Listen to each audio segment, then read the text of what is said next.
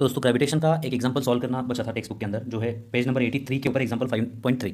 ठीक है, तो सबसे पहले रीड करिए दोस्तों एग्जांपल देखिए। 3 particles A B and C each having mass m are kept along a straight line with A B is equal to B C is equal to L.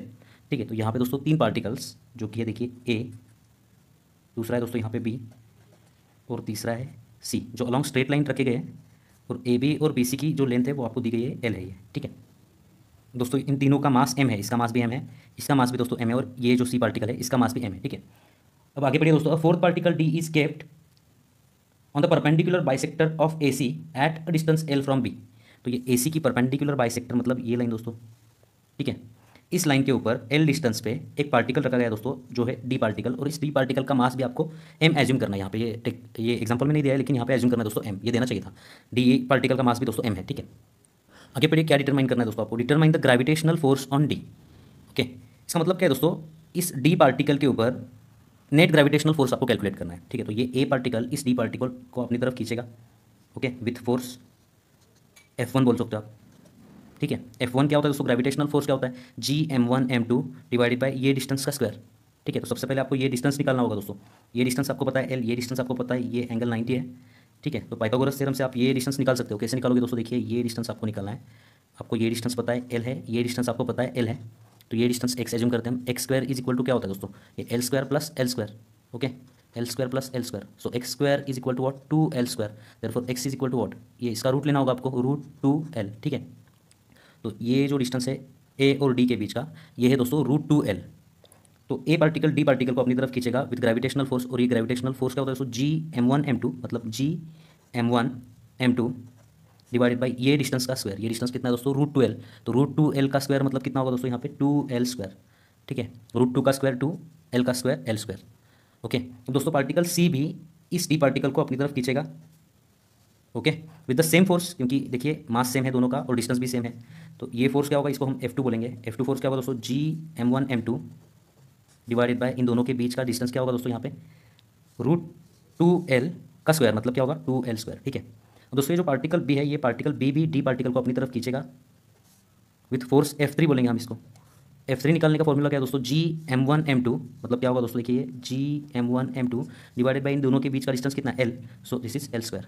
Okay, तो दोस्तों ये डी जो particle है, इस particle पर 3 forces act हो रहे हैं।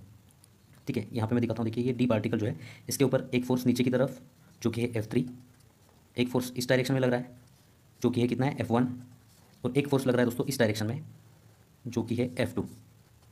F1 और F2 सेम है, तो आप यहाँ पे इसको F1 बोल सकते हो। ठीक है, सिंपली हम यहाँ पे इसकी वैल्यूज लिख कर लेते हैं। देखिए क्या होगा? G m मतलब Gm square divided by 2l square. यहाँ पे भी ये क्या है दोस्तों? Gm square divided by 2l square, लेकिन यहाँ पर ये फोर्स क्या है दोस्तों? Gm square divided by l square है। ओके, तो दोस्तों ये डी पार्टिकल के ऊपर 3 फोर्सेस एक्ट हो रहे हैं, तो हमें नेट फोर्स कैलकुलेट करना है। तो नेट फोर्स कैलकुलेट कैसे करते हैं दोस्तों? हमने चैप्टर नंबर 4 जो है लॉज ऑफ मोशन, इसका वीडियो नंबर 6 प्लेलिस्ट में जाकर आप देखो, chapter number 4। Okay, laws of motion का, और वीडियो नंबर आपको देखना है 6। उसमें मैंने बताया कि नेट फोर्स कैसे कैलकुलेट करते हैं, नेट वेक्टर कैसे कैलकुलेट करते हैं। ठीक है, तो ये जो 3 फोर्सेस है, इनका हमें नेट फोर्स कैलकुलेट करना है।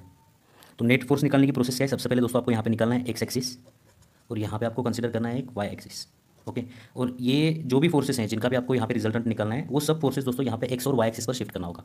तो यहाँ पे दोस्तों देखिए, कौन सा फोर्स एक्स और वाई एक्सिस पर शिफ्ट हो सकता है? ये फोर्स हो सकता है शिफ्ट, तो इसको हम यहाँ पे शिफ्ट करेंगे। देखिए, इसको हम यहाँ पे शिफ्ट करते हैं। ये फोर्स कौन सा है दोस्तों? ये है Gm square upon L square, ये फोर्स है। ठीक है, ओके, अब ये फोर्स और ये फोर्स एक्स एक्सिस और वाई एक्सिस पर शिफ्ट नहीं हो सकता, तो इसको हमें करना होगा रिजॉल्व। ओके, रिजॉल्व करने के लिए आपको एंगल पता होना जरूरी है दोस्तों। ये लेंथ L है, ये लेंथ भी L है, ये 90 एंगल है, तो ये एंगल दोस्तों होगा 45, और ये एंगल भी 45 होगा। ये एंगल भी 45 होगा दोस्तों, ये एंगल भी कितना होगा? देखिए, ये एंगल भी होगा 45। ठीक है, तो यहाँ पे दोस्तों हमें ये एंगल मिल चुका है, ये एंगल है 45 डिग्रीज, और ये एंगल भी दोस्तों मिल चुका है, ये एंगल भी 45 डिग्रीज। ठीक है, तो अब इस F2 को हमें रिजॉल्व करना है। तो रिजॉल्व करने के लिए क्या करना होगा दोस्तों? एक कंपोनेंट इधर का जो कंपोनेंट है इसका, F2 का इस साइड का जो कंपोनेंट है, इसको मैं यहाँ पे दिखाता हूँ। ये कंपोनेंट क्या होगा दोस्तों? जिस साइड में एंगल होता है उस साइड का कंपोनेंट हम कॉस से दिखाते हैं। ठीक है, तो ये जो रेड कलर का कंपोनेंट होगा इस फोर्स का, वो होगा दोस्तों Gm square upon 2l square cos 45 होगा। ठीक है, इसका इस डायरेक्शन में जो फोर्स कंपोनेंट होगा वो ये होगा, और इस कंपोनेंट में, इस डायरेक्शन में जो कंपोनेंट होगा वो क्या होगा दोस्तों? Gm square upon 2l square sine 45। ठीक है, ये होगा साइन 45, ये होगा कॉस 45, क्योंकि यहाँ का एंगल हमें पता है। सेम दोस्तों इसका कंपोनेंट क्या होगा? ये फोर्स का कंपोनेंट, ये फोर्स का इस डायरेक्शन में जो कंपोनेंट है वो क्या होगा दोस्तों, Gm² डिवाइड बाई 2L²। अब इधर का एंगल दिया है तो इधर का कंपोनेंट कॉस होगा, इधर का कंपोनेंट होगा दोस्तों साइन, तो ये होगा sin 45। ओके, फोर्स को कैसे रिजॉल्व करते हैं दोस्तों, ये देखिए चैप्टर नंबर 4 के 3rd या 4th वीडियो में आपको मिल जाएगा। ठीक है, तो इस फोर्स का इस डायरेक्शन में जो कंपोनेंट है वो ये है, और इस डायरेक्शन में कंपोनेंट क्या होगा दोस्तों, इस डायरेक्शन में कंपोनेंट में यहाँ पे ग्रीन कलर से दिखा रहा हूँ, देखिए इस डायरेक्शन में जो कंपोनेंट है वो यही होगा ना, Gm² divide by 2L² cos 45 होगा, क्योंकि यहाँ का एंगल क्या है cos 45। तो ये जो कंपोनेंट है Gm² divided by 2L² cos 45 होगा। ठीक है, अब दोस्तों इस फोर्स के दो कंपोनेंट और इस फोर्स के दो कंपोनेंट हमें यहाँ पे शिफ्ट करने हैं। ठीक है, तो ये कंपोनेंट देखिए इस डायरेक्शन में जा रहा है, ठीक है, Gm² divided by 2L² sin 45, और ये कंपोनेंट इधर जा रहा है, okay, Gm² upon 2L² sin 45। Okay दोस्तों, इस फोर्स का ये कंपोनेंट कितना है, इसको मैं यहाँ पे देखिए रेड कलर से दिखाता हूँ, ये कंपोनेंट क्या है, Gm² divided by 2L² cos 45, और इस फोर्स का इस डायरेक्शन का कंपोनेंट क्या है दोस्तों, देखिए ये Gm² divided by 2L² cos 45, यही है ये, इसको मैं ब्लू कलर से दिखाता हूँ, देखिए तो ये कंपोनेंट क्या है, देखिए Gm² डिवाइडेड बाई 2L², ये होगा दोस्तों यहाँ पे cos 45। ठीक है, तो दोस्तों इनका हमें निकालना है यहाँ पे रिजल्टेंट। तो नेट फोर्स निकालने का दोस्तों क्या तरीका है, आपको Rx कैलकुलेट करना होगा, आपको फिर Ry कैलकुलेट करना होगा, और फिर नेट फोर्स कैलकुलेट करना होगा, R is equal to square root of Rx² plus Ry²। ठीक है, Rx मतलब क्या, सभी जो हॉरिजॉन्टल कंपोनेंट है उनकी आपको यहाँ पे अलजेब्राइक सम लेनी होगी। अलजेब्राइक सम मतलब राइट साइड में जो एक्ट हो रहा है उसको प्लस, लेफ्ट साइड में जो एक्ट हो रहा है उसको माइनस लेना होगा। ठीक है, तो Rx क्या होगा दोस्तों, हॉरिजॉन्टल दो ही कंपोनेंट है, एक ये है दूसरा ये है, ये टुवर्ड्स राइट है दोस्तों, ये टुवर्ड्स लेफ्ट है। ठीक है, तो टुवर्ड्स राइट वाला हमें प्लस कंसिडर करना है, तो ये होगा Gm² divided by 2L² into sine 45, ये प्लस होगा, और ये टुवर्ड्स लेफ्ट है तो ये होगा दोस्तों minus Gm² divided by 2L² sine 45। तो दोस्तों यहाँ पे देखिए Gm² upon 2L² sine 45 minus Gm² upon 2L² sine 45, इसको ये कैंसिल हो जाएगा और आंसर आपको मिलेगा, Rx का आंसर मिलेगा दोस्तों आपको यहाँ पे 0। अब कैलकुलेट करते हैं दोस्तों Ry।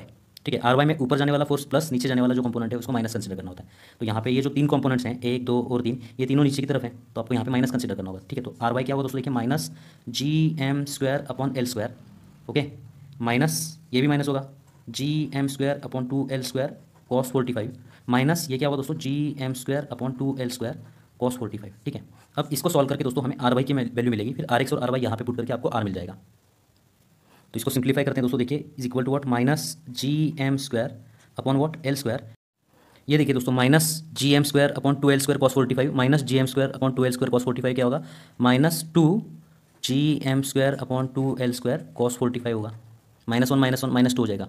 ओके, तो यहाँ पे दोस्तों ये 2 से 2 कैंसिल हो जाएगा, और ये फाइनल आंसर आपको क्या मिलेगा, देखिए यहाँ पर minus Gm² upon L² minus Gm² upon L², और cos 45 कितना होता है दोस्तों, cos 45 होता है 1/√2। ओके, तो दोस्तों यहाँ पे देखिए क्या कॉमन मिलेगा आपको, minus Gm² upon L² common निकलेगा यहाँ से। ओके, तो minus Gm² upon L² common निकलेगा, ब्रैकेट में क्या बचेगा दोस्तों, यहाँ पे बचेगा 1 और यहाँ पे बचेगा प्लस 1/√2। ठीक है, अब आपको दोस्तों Rx की वैल्यू मिल चुकी है जो कि है 0, और Ry की वैल्यू मिल चुकी है जो कि माइनस है। ओके, अब फाइनली रिजल्टेंट हम कैसे कैलकुलेट करते हैं, फिर से आपको यहाँ पे x एक्सिस और y एक्सिस निकालना होता है, और अगर Rx और Ry दोनों भी प्लस वैल्यूज आती हैं तो रिजल्टेंट होगा फर्स्ट क्वाड्रेंट में। अगर दोस्तों Ry प्लस है Rx माइनस है तो रिजल्टेंट सेकंड क्वाड्रेंट में होगा। Rx और Ry दोनों भी नेगेटिव है तो रिजल्टेंट थर्ड क्वाड्रेंट में होगा। ओके, और अगर Rx पॉजिटिव है और Ry नेगेटिव है तो रिजल्टेंट फोर्थ क्वाड्रेंट में होगा। अब दोस्तों Rx तो 0 है, मतलब यहाँ पे x की कोई वैल्यू नहीं है, लेकिन Ry क्या है दोस्तों, नेगेटिव आ रहा है। Rx 0 है और Ry नेगेटिव आ रहा है, इसका मतलब क्या है दोस्तों, जो रिजल्टेंट है वो इस डायरेक्शन में होगा। रिजल्टेंट कैलकुलेट करने का फॉर्मूला मैंने आपको यहाँ पे बताया। रिजल्टेंट कैलकुलेट करने का फॉर्मूला क्या है दोस्तों, यहाँ पे देखिए इज इक्वल टू Rx² मतलब 0² और Ry² मतलब क्या होगा दोस्तों, यहाँ पे स्क्वायर रूट ऑफ Ry² मतलब क्या होगा दोस्तों, यहाँ पे देखिए स्क्वायर रूट को स्क्वायर कैंसिल हो जाएगा, और Ry मतलब रिजल्टेंट की वैल्यू इतनी है, Ry जितनी है मतलब ये रिजल्टेंट ही है। सिर्फ माइनस का मतलब क्या है दोस्तों, यहाँ पे ये निगेटिव एक्स एक्सिस के डायरेक्शन में है। ओके, तो दोस्तों ये जो पार्टिकल D है, यहाँ पे देखिए ये जो पार्टिकल D है, इस D पार्टिकल पे ये तीनों जो मासेस है वो नेट फोर्स इस डायरेक्शन में लगा रहे हैं। ओके, टूवर्ड्स साउथ इस डायरेक्शन में लगा रहे हैं। ठीक है, और ये फोर्स कितना है, Gm² अपॉन L² ब्रैकेट में होगा 1 + 1/√2। आपका जो टेक्स्ट बुक है दोस्तों उसके अंदर इन्होंने कार्टेशियन कोऑर्डिनेट्स मतलब I, J, K ये कार्टेशियन कोऑर्डिनेट्स का इस्तेमाल करके इसको सॉल्व किया है, लेकिन हमेशा अगर आपको नेट फोर्स फाइंड आउट करना है तो आप इस प्रोसेस से कैलकुलेट करो ताकि आपको आसानी हो। ठीक है, ये प्रोसेस क्या है दोस्तों, सबसे पहले एक्स एक्सिस वाई एक्सिस निकालना होगा आपको। ओके, और यहाँ पे जो भी फोर्सेस एक्स और वाई एक्सिस पे उनको शिफ्ट करके लेना है और बाकी के रिजॉल्व करके इसको शिफ्ट करना है। फिर कैलकुलेट करना है आपको आर एक्स, फिर कैलकुलेट करना है आर वाई, और फिर फाइनली आपको आर कैलकुलेट करना है। और इन दोनों का साइन देख के आप क्वाड्रेंट पता कर सकते हो जिस क्वाड्रेंट में रिजल्टेंट होगा। ओके, अब दोस्तों यहाँ पे ग्रेविटेशन का ऑलमोस्ट पूरा पार्ट खत्म होता है। जो कुछ भी बचा है ग्रेविटेशन में उसको दोस्तों हम एंड में पढ़ेंगे, ठीक है। तो मिलते हैं दोस्तों आपसे अगली वीडियो में, तब तक के लिए धन्यवाद।